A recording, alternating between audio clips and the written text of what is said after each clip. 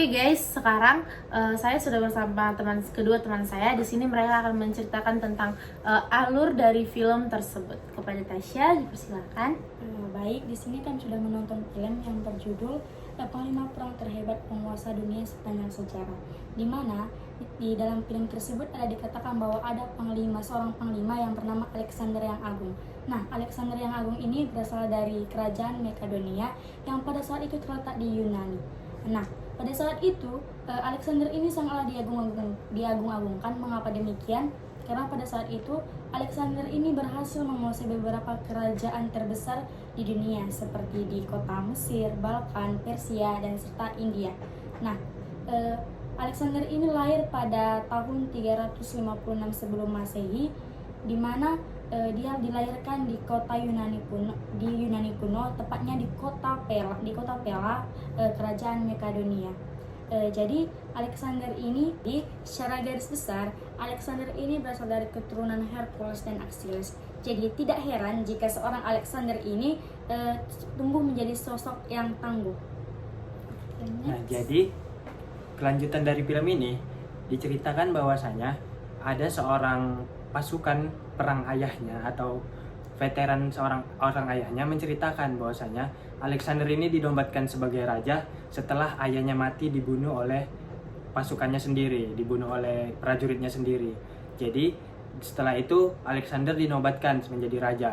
Dan pada usia 20 tahun karena ambisinya untuk menguasai wilayah yang luas, Alexander sudah menguasai Mesir.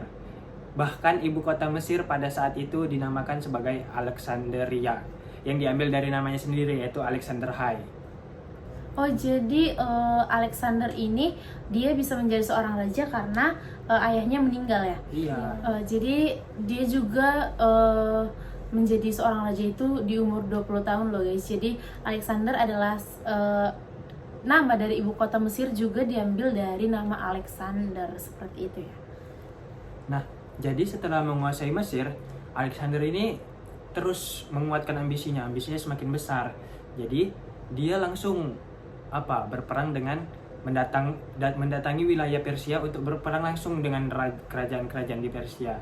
Yaitu pada saat itu kerajaan Persia dipimpin oleh Raja Darius III.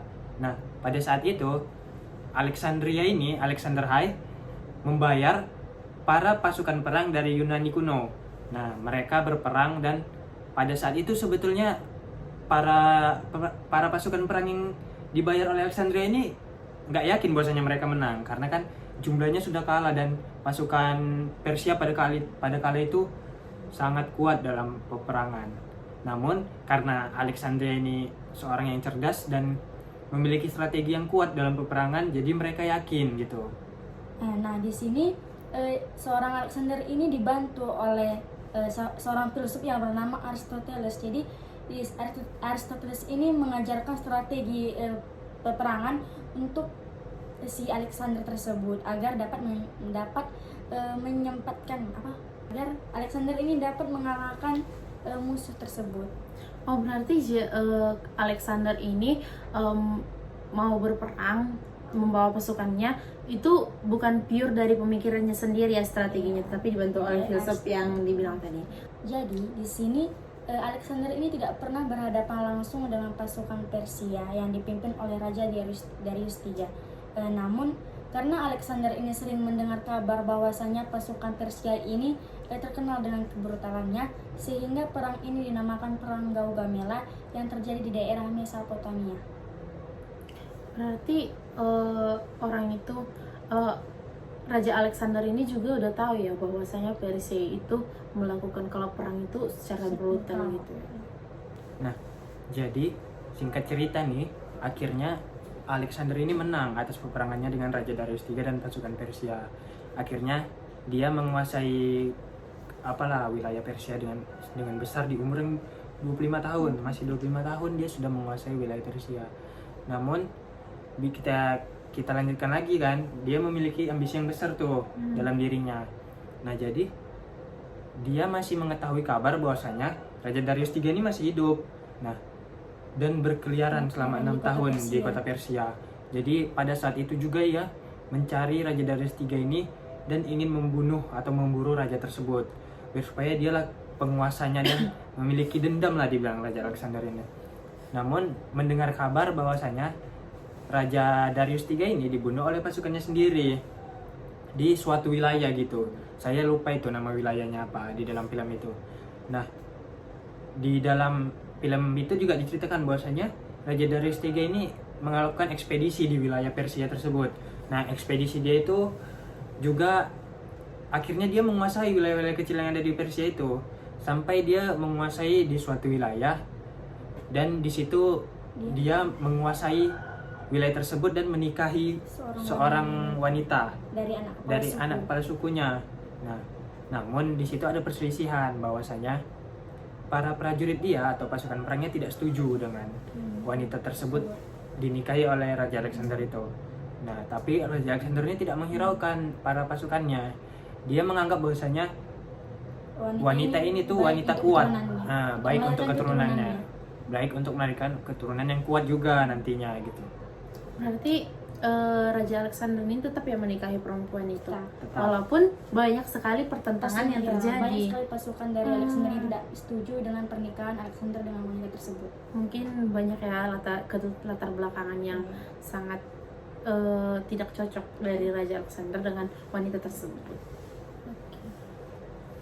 Setelah Alexander ini berhasil menguasai beberapa kerajaan terbesar di dunia seperti Persia, Yunani, serta Mesir, sampailah si Alexander ini di kota Mesir, di mana di kota Mesir tersebut si Panglima Alexander ini mengadakan sebuah pesta, yang dimana di dalam pesta tersebut dia diracuni oleh seseorang yang selama ini ingin mengakhiri hidupnya si Panglima Alexander ini.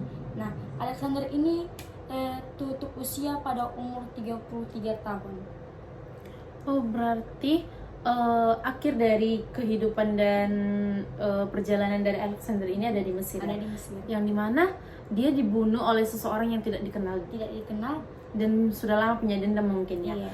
Dan Alexander ini juga semenjak mulai menikah sampai dia meninggal, dia hanya hidup 8 tahun lagi guys. Jadi cukup waktu yang sangat singkat ya kalau dipikir-pikir. Nah, ada sedikit lagi nih. Setelah kematian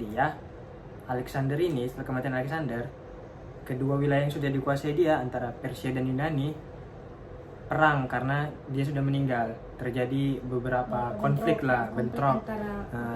Karena gimana penempatan kuburan si Alexander ini ditempatkan gitu. Jadi setelah dia meninggal tuh masih ada bentrok lagi gitu. Masih ada kayak seperti perang-perang gitulah mungkin gitu. Oh, cukup menarik ya dari film ini. Kita bisa menangkap bahwasanya apa ya? Oke guys, jadi kita sudah menyimak tentang pemaparan tentang film yang telah kami bedah dari film Alexander ini, yang dimana kita mempunyai film ini mempunyai plus dan minusnya, yang dimana kami dari kelompok 3 mata kuliah pendidikan bahasa Indonesia kami undur diri. Bye bye. Are you down for this? Baby, you're in the mood. Take it to the moon. Just like a moon. Gran rey, Darío Podomano, que esclaviza a sus propios hombres para combatir. ¿Quién es ese rey que huye en la batalla? Esos hombres no combaten por su tierra, combaten porque ese rey les ordena hacerlo. Pero no sienten ninguna lealtad hacia un rey de esclavos. Esta ha de ser la batalla decisiva. En este día Grecia quedará vengada, porque nosotros no estamos aquí hoy como esclavos. Estamos hoy aquí como macedonios y hombres libres.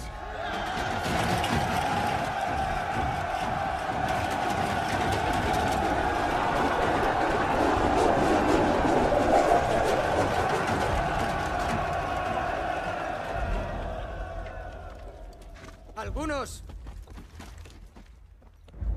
quizá yo mismo, no vivamos para ver el sol ponerse hoy tras esas montañas. Pero quiero deciros lo que todo guerrero ha sabido desde el principio de los tiempos.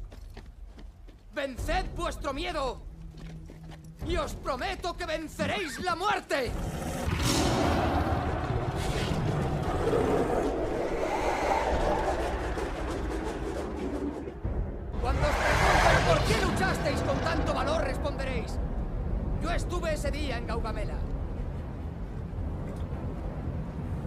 libertad. Y por la gloria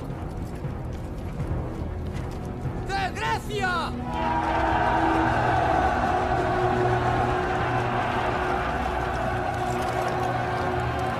Zeus está con nosotros.